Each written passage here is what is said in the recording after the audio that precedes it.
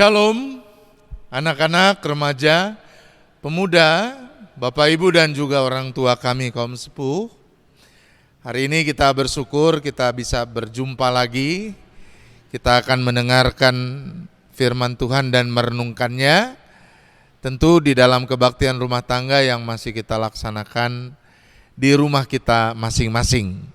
Hari ini kita masih mempelajari Surat Rasul Paulus kepada jemaat di Efesus, pasalnya yang kelima. Kita baca ayat 15 sampai ayat yang ke-20. Efesus 5 ayat 15 sampai ayat yang ke-20. Mari tenang dan berdoa.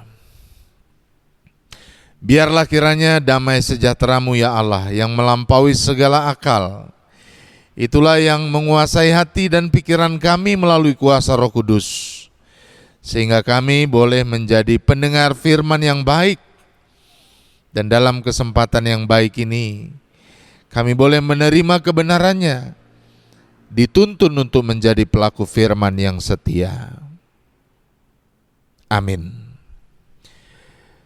Efesus pasalnya yang kelima ayat 15 sampai ayat ke-20 begini bunyi kesaksian firman Tuhan.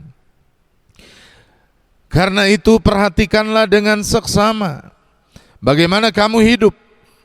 Janganlah seperti orang bebal, tetapi seperti orang arif. Dan pergunakanlah waktu yang ada, karena hari-hari ini adalah jahat. Sebab itu janganlah kamu bodoh, tetapi usahakanlah supaya kamu mengerti kehendak Tuhan. Dan janganlah kamu mabuk oleh anggur, karena anggur menimbulkan hawa nafsu. Tetapi hendaklah kamu penuh dengan roh, dan berkata-katalah seorang kepada yang lain dalam mazmur, kidung puji-pujian dan nyanyian rohani. Bernyanyi dan bersoraklah bagi Tuhan dengan segenap hati. Ucaplah syukur senantiasa atas segala sesuatu dalam nama Tuhan kita Yesus Kristus, kepada Allah dan Bapa kita. Amin. Sampai sedemikian jauh pembacaan kesaksian firman Tuhan. Berbahagia setiap kita yang mendengarkan firman Tuhan dan memeliharanya di dalam kehidupan.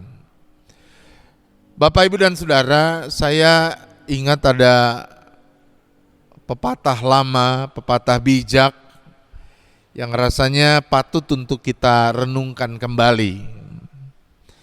Pepatah itu mengatakan begini, ikan di laut yang rasa airnya asin tidak pernah ikut menjadi asin, kecuali kalau dia sudah ditangkap, dibawa ke darat, dijemur, dan ditambahkan garam kepadanya, barulah ikan itu menjadi asin. Nah, saudara, pepatah bijak ini menolong kita untuk memahami bahwa dalam hidup ini kita harus punya identitas yang jelas. Dan identitas itu berwujud pada prinsip-prinsip hidup yang juga harus dengan kokoh kita pegang. Kalau pepatah ini disesuaikan dengan apa yang menjadi gerak dari gereja, maka barangkali kalimatnya menjadi, biarlah gereja menjadi garam dan terang, bukan justru digarami oleh dunia ini, diterangi oleh dunia ini.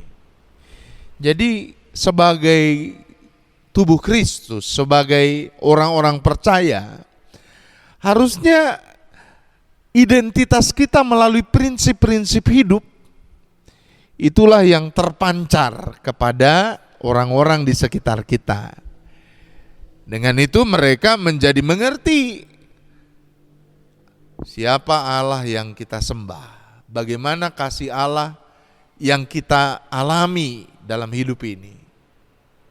Bagaimana berkat Tuhan sungguh-sungguh kita rasakan secara nyata.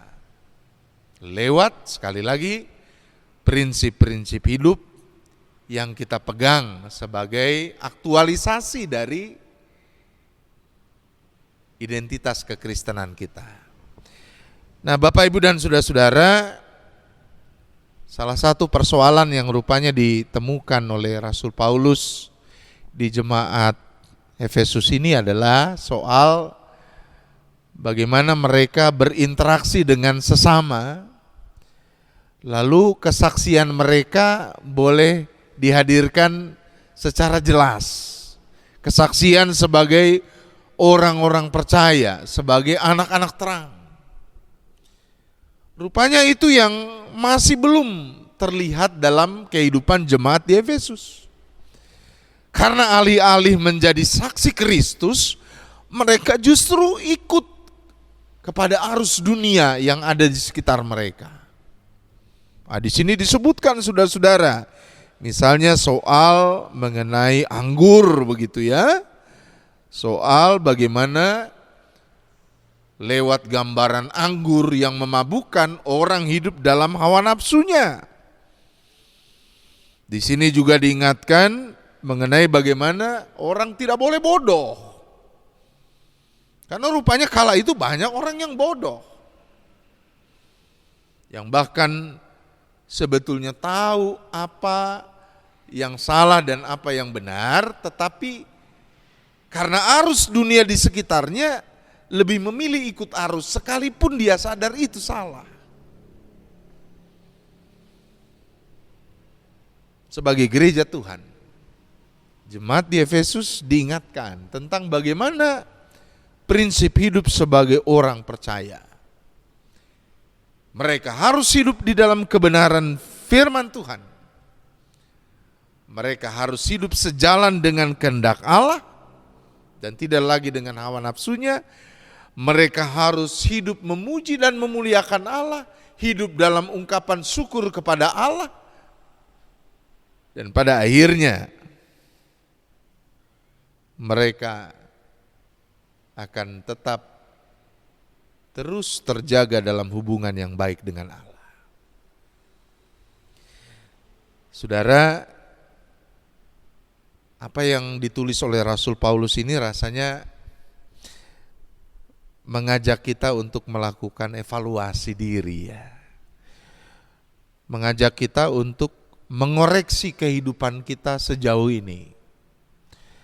Apakah selaku orang percaya kita ini sudah menjadi saksi Kristus yang baik, atau justru hidup kita terbenam di dalam lumpur dan arus dunia yang membawa kita hidup dalam hawa nafsu.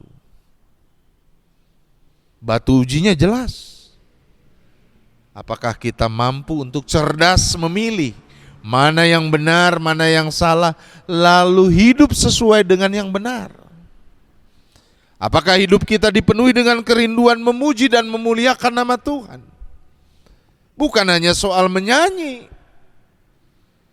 tetapi soal bagaimana makna nyanyian rohani yang kita ungkapkan itu tercermin di dalam kehidupan kita. Atau apakah kita pun mampu mengucap syukur, atau selama ini yang terjadi justru kita lebih sering bersungut-sungut dalam hidup ini. Saudara, masa pandemi yang kita masih jalani itu rasanya menjadi ujian yang sangat baik, mematangkan, mendewasakan iman kita. Cobalah lihat saudara-saudara, apakah dalam situasi seperti ini kita mampu mengucap syukur? Kita mampu tetap berterima kasih kepada Allah untuk apa yang kita terima hari demi hari. Mungkin saja terbatas, mungkin saja terasa lebih berat dari sebelum pandemi, tetapi kita tetap menghayati perjalanan hidup kita, langkah kita diatur oleh Tuhan. Coba saudara kita renungkan, adakah kita bersyukur hari-hari ini?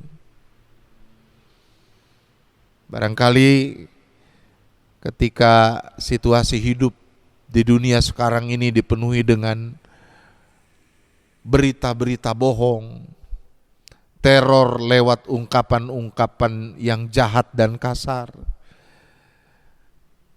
apakah kita sudah mampu menghadirkan yang berbeda? Hidup yang mengedepankan kebenaran, yang di dalamnya kita menghadirkan apa yang benar-benar menjadi fakta, bukan sesuatu yang kelihatannya indah tetapi di dalamnya banyak kebohongan. Kita juga diajak untuk melihat hidup yang penuh pujian, pujian kepada Allah. Coba saudara lihatlah sikap kita di tengah pandemi ini. Apakah di dalamnya kita juga sudah menyatakan kasih Allah? Kita sudah menyatakan kebaikan Allah. Kita sudah menyatakan kepedulian Allah. Kita sudah menyatakan kesediaan kita merangkul setiap mereka yang terdampak oleh wabah yang berat ini. Karena sesungguhnya di sanalah makna pujian-pujian kita yang benar. Makna pujian kita yang sesungguhnya. Karena itu, mari perbaiki apa yang menjadi kesaksian kita. Jadilah pribadi yang lebih bisa dipandang sebagai alat Tuhan yang baik. Sehingga di masa sulit seperti sekarang pun, orang tetap bisa melihat kasih Allah, bahkan mengalaminya. Merasakan kebenaran, bahkan turut untuk menyebarkannya, mengalami keadilan, bahkan bersama-sama mendistribusikannya melalui apa yang mereka saksikan lewat diri kita. Amin. Mari kita berdoa. Bapa, kami mengucap syukur atas firman-Mu ini. Firman-Mu yang menolong kami untuk memahami identitas kekristenan kami, di mana ada prinsip-prinsip iman yang harus kami jaga, kami hadirkan di tengah hidup kami bersama dengan orang-orang lain.